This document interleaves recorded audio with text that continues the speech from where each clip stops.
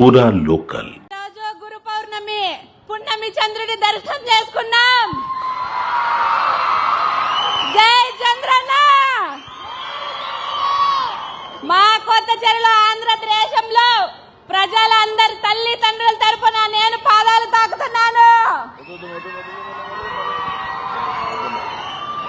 Sir, ఎంతో మంది పేద విద్యార్థులు చదవలేమేమో పేపర్లు ఏరుకుంటున్నారు, పనికి పోతున్నారు, తిండి లేకున్నారు. సార్, అన్నా క్యాంటీన్